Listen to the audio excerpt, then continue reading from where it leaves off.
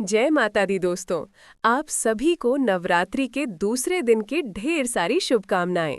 मेरी प्रार्थना है कि माँ रानी आप सबका कल्याण करे और आपके जीवन से सारे दुख दर्द मिटा दें।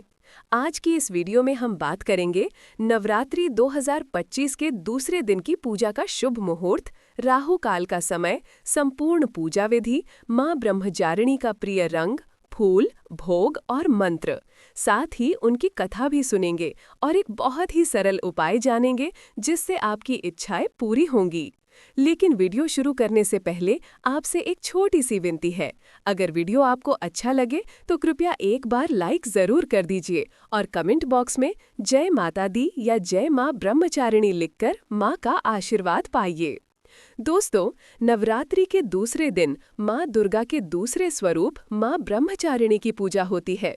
ब्रह्म का अर्थ है तपस्या और चारिणी का अर्थ है आचरण करने वाली, यानी माँ ब्रह्मचारिणी वही शक्ति हैं जो तप और संयम का प्रतीक हैं।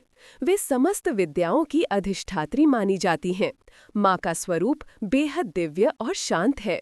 वे सफेद वस्त्र धारण करती हैं, दाहिने हाथ में जपमाला और बाएं हाथ में कमंडल धारण करती हैं। उनका रूप त्याग, तप, शुद्धता और शांति का संदेश देता है। माँ की आराधना से तप, वैराग्य और सदाचार की प्राप्ति होती है। माँ की कृपा से हर संकट दूर होता है और विजय सुनिश्चित होती है। अब जानते हैं शुभ समय।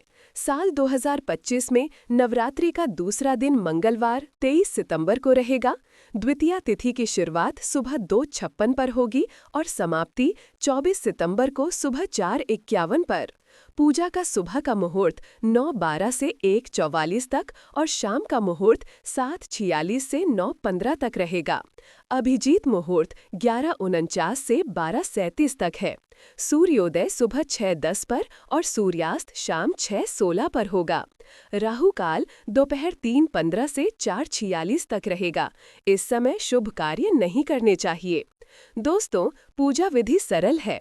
दूसरे दिन स्नान कर स्वच्छ वस्त्र पहने और हरे रंग के कपड़े धारण करें, क्योंकि यह रंग माँ को प्रिय है। सर्वप्रथम कलश और माँ दुर्गा की पूजा करें।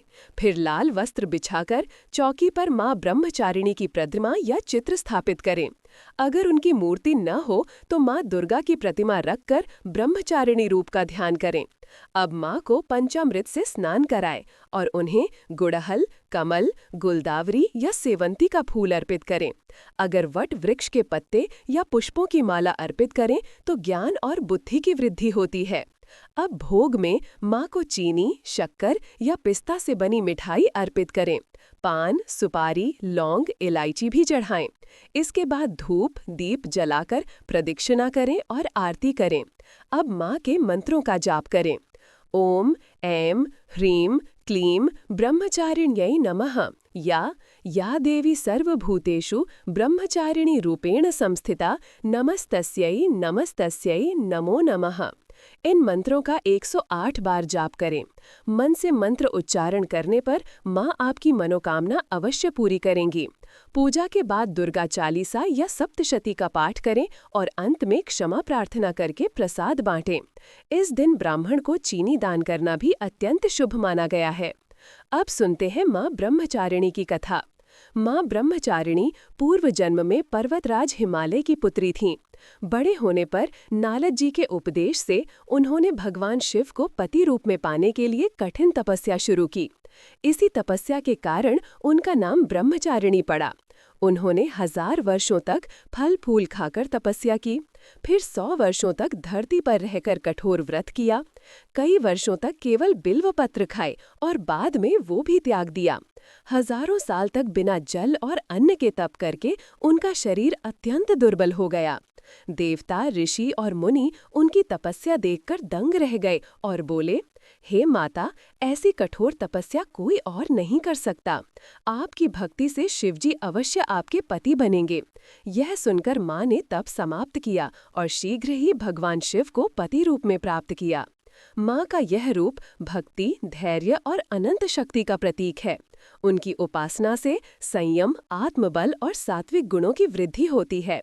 माँ ब्रह्मचारिणी ने तप के बल से ही असंख्य राक्षसों का नाश किया और संसार को शांति दी।